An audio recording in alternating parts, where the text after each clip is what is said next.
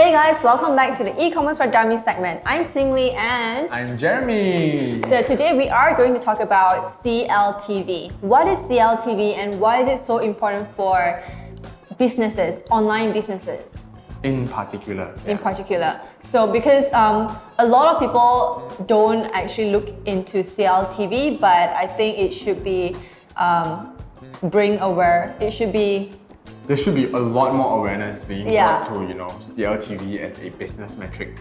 Correct. Yeah. So CLTV, for those of you wondering what it is, it actually means customer lifetime value, which also means it's a cool way of saying how much is an average customer expected to spend in your store or your business or whatever.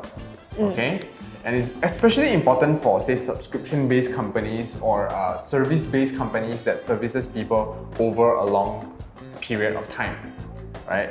So let's say that I run a skincare company, like a facial provider, right? A facial service provider.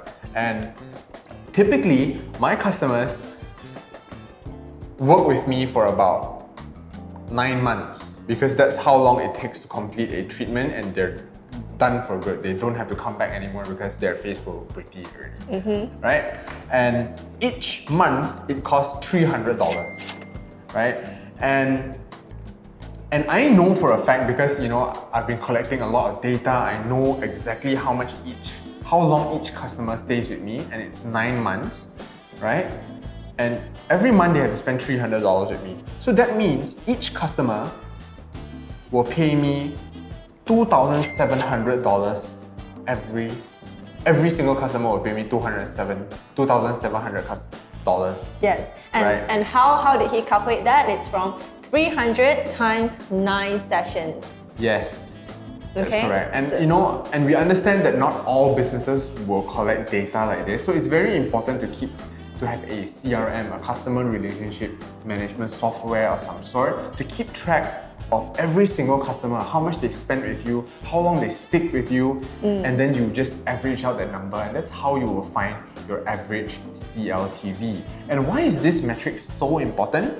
You might be thinking, so what does it do? You see, and in one of our previous videos, we talked about CPA, cost per acquisition.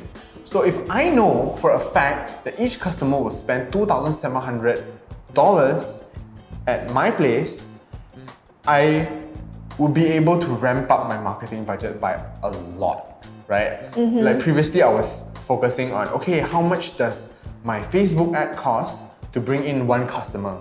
And if it's more than $300, I think that lose money because the first transaction also cannot cover, for example.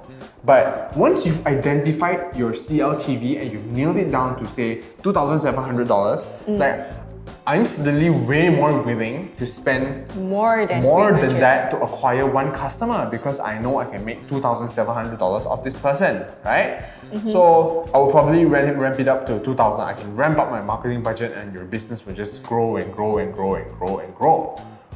Yeah, so that's why it's very important to know all these things. And this is, I'm sure you've seen, companies like Amazon, Uber, Lyft, they spend so much on advertising and you wonder, how are these companies even making money? But it's because these companies know that for the next 5 years, 10 years or so, you will continue to use Uber and Lyft or whatever, or Amazon Prime, right? Yeah. Because they know that people will stick with them for over a long period of time. Yes. So they are willing to, burn a lot of money up front to get customers in for the future. Correct. Because let's just go back to the funnel, right? Like your ad budget will eventually get lower as the funnel goes.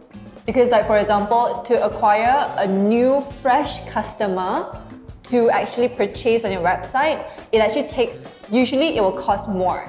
Yeah. To acquire the first fresh customer. As it goes down to the funnel, it actually requires less effort to get them to purchase again if your service is good and your product is good. So CLTV work very closely with retention rate. Yep. So the higher retention rate, the more your CLTV is. Yes. It's parallel.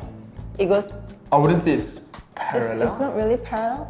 Yeah, It's proportionately. It goes like this. The higher your retention rate is, mm-hmm. the higher the CLTV, because these people stay with you longer.